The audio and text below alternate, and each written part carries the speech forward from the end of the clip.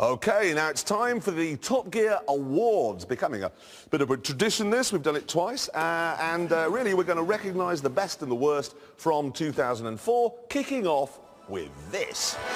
Welcome to the Top Gear Comedy Handling Awards 2004. Our short list of finalists has been whittled down to 3, and the Stig will be driving them in a minute. In the meantime, your hosts, me and James. Now, for the purposes of this very scientific test, we're going to use the hammerhead on our test track. Here's a very rough representation of it. Our expert driver is going to enter here like this. Now, we've got comedy handling cars here. A number of things may happen. We could have a bit of understeer. The car might go straight ahead when it should go around a bend. We could have understeer here. We could have lift-off oversteer so that a car tries to spin. We could have cars running wide here, killing the cameraman. Who knows? Let's find out. Just before we start though, here's a Lotus Exige to show you how good cornering should be done. Here it comes into the hammerhead, and here it is staying nice and tight between the lines, and it changes direction beautifully. Right, that's the bar set. Let's smash straight into it. And now, at number 3, it's the Toyota Prius that Jeremy tested early. Now remember, it should stay within the white oh dear. That's spectacularly bad. It's not going right at all. The green car, then, not doing very well. The problem here, we reckon, are its special eco-friendly tyres, which actually have very little grip. That was a good comedy car.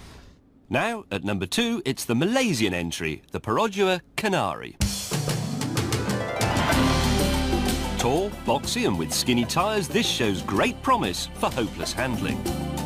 I'm not expecting much. No, it's a bit like cornering, I don't know, an office chair. Oh, that doesn't feel brilliant. It's oversteering! We love it, easy coming, yes! That wasn't handling at all, that was just chaos. Fantastic! Oversteer and understeer all in one small package here. Now, can anything beat that?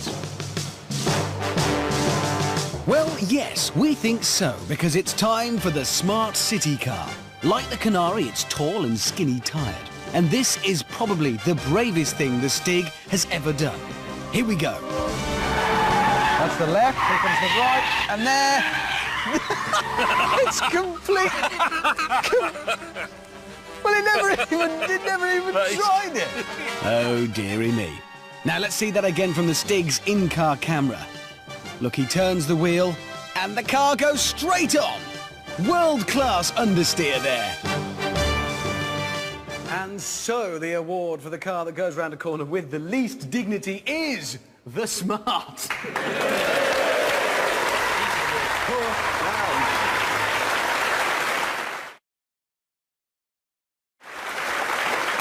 Now, the surprise of the year. This is awarded to the car that was much, much better than we were expecting it to be. And the nominations are the Ariel Atom, which you will be able to see in our Boxing Day show, the Ferrari 612, which we'll be featuring next week, and the Vauxhall Monaro. The Atom surprised us because it's so fast it can totally destroy your face. The Vauxhall surprised us because it's a Vauxhall you'd actually want to buy. And the Ferrari surprised us because it's at least 2,000 times better than its looks would lead you to believe. And the winner is a big surprise. It's the Vauxhall Monaro!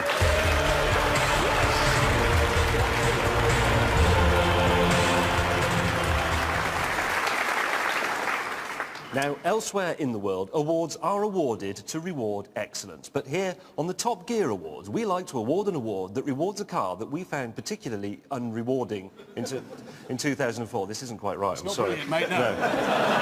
Worst car of the year, It's the worst car of the year, yes, thank you. And here are the nominations. Yes, indeed. We've got the BMW X3 because it's a big four-wheel drive off-road car that doesn't work off-road or on-road, and it's ugly enough to make small children feel sick. The CityRover, because Rover buys them from an Indian company for £3,500 and then expects to sell them to you and me for almost twice that. And the Hyundai Accent, which is wretched, whatever engine it has, but we were particularly depressed with the 3-cylinder diesel version. It really is less fun than drowning. And the winner clinched it by a mile, which it still took an hour to cover. The worst car of 2004 is the Hyundai Accent.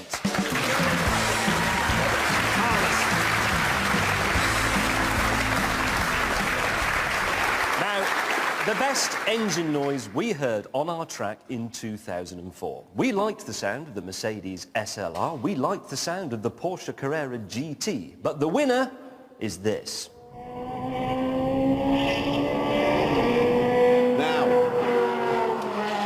Does anyone want to guess what that is? It's a Ferrari straight away. Who said that? Well done you, sir. That was a Ferrari. That was specifically the Ferrari 360 Challenge Stradale. Best engine sound of the year. Okay, the next award is for Britain's biggest anorak, and it's him. Okay, we move on now to the Top Gear Clot of the Year award. The winner will receive this prestigious golden cock. It's for the presenter that's made the biggest mess of things, and we'll kick off with James. Ah, yes. I think this will be the CityRover secret film. You may remember we weren't allowed to drive the CityRover. Rover wouldn't lend us one. So we went to a dealership. I was disguised with a camera hidden in my tie. I went in, I filmed it, I came out, and I said to the director, that is going to be brilliant. Here's what we saw. Here's me going in, and that's what I filmed with my tie. It's the ceiling. So this is the CityRover. No, it was the fluorescent light. You can stop laughing. Why don't you tell them what you did? Ah, well, no. You see, I turned up to film a car in the usual way. The director said, hello, good morning. Have you got everything? And checked. Have you got the right clothes? Yes, I've got those. Have you got the script? Yes, I've got that with me. And have you got your silly hair stuff? Oh, yes. Right. Where's the car? Ah, forgot that. hadn't brought the car, and we were left it at home in Gloucestershire. Poor. Yes, very poor indeed, but I fear mine may be worse, because you may have seen the Land Rover Discovery film recently, drove it to the top of a mountain in Scotland. We used a helicopter to get the last couple of shots, and I said to the pilot, look, I've really got to get home tonight. Can you fly me to Glasgow Airport?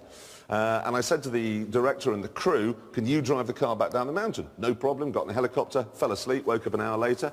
Of course, I did give them the keys.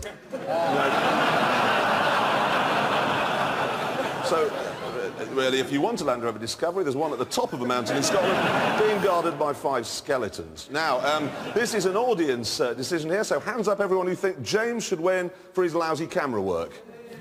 Anyone? There's one, there's a handful there. And thanks. Richard for forgetting to take a car to a shoot. Hands up there. I think I can see which way this is going to go. Who thinks it's Jeremy?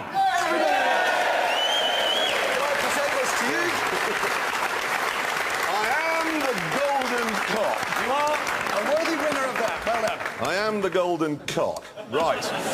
Yes, he is. OK, the next award is the All Things Considered award. The award for the car that covers all the bases. Speed, style, economy, comfort, price, safety, the lot. In other words, this is the award for the best car of 2004. And the nominations are the Jaguar S-Type diesel. It's peaceful, it's comfortable, it's economical, and yet in the hands of a German bird it'll get round the Nürburgring in 9 minutes and 12 seconds. The VW Golf GTI. It looks good everywhere it goes. It's practical and it goes like stink. It is all things to all men. And then there's the Subaru Legacy Spec-B. We like the looks and the quality and the way they've shoehorned bits of the Impreza rally car into this impressive all-round family bus. And so, the winner, the Top Gear Car of the Year for 2004 is the VW Golf GTI.